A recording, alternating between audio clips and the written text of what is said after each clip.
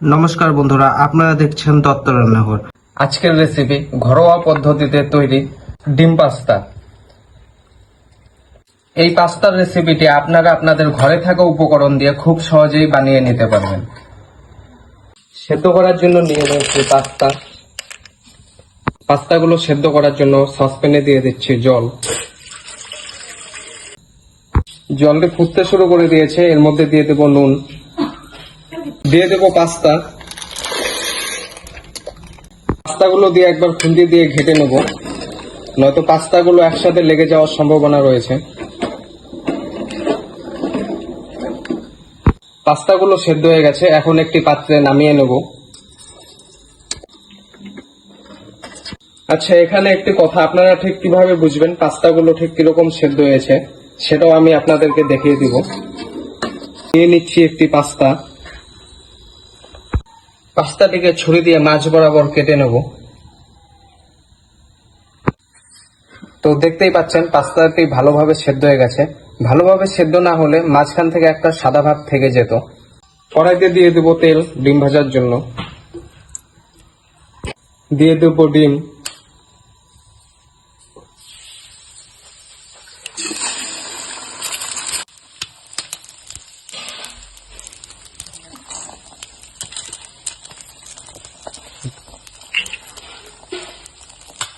ডিমের মধ্যে দিয়ে দেব স্বাদ মতো নুন, ডিমটাকে ভেজে নেব।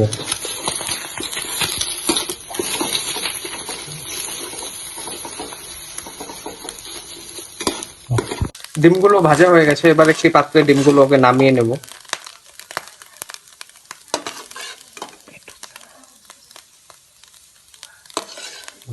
ডিম ভাজা পাত্রে দিয়ে দেব সরষের তেল,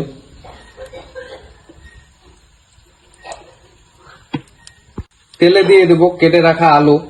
এখানে আমি কাঁচা আলু ব্যবহার করছি, আপনারা চাইলে সেদ্ধ আলুও ব্যবহার করতে পারেন। আলুর মধ্যে দিয়ে দিচ্ছি স্বাদ মতো নুন। আলুগুলোকে ভালোভাবে ভেজে নেব। আলুগুলো ভাজা হয়ে গেছে, এবার নামিয়ে নেব।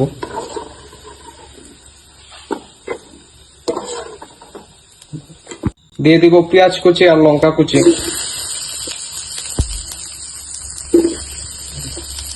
নুন, ভেজে নেব।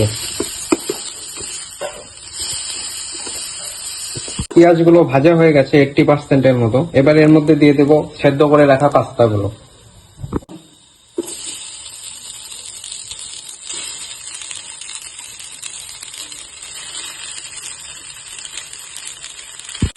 পাস্তাগুলোকে একসাথে ভেজে নেব।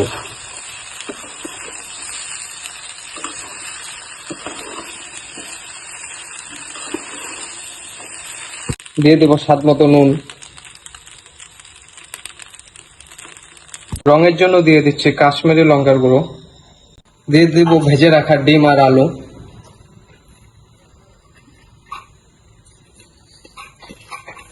এগুলোকে একসাথে ভালোভাবে মিশিয়ে নেব।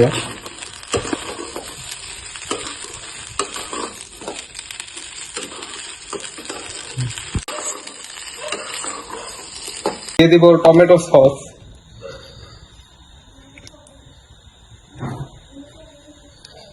সাথে ভালোভাবে মিশিয়ে নেব।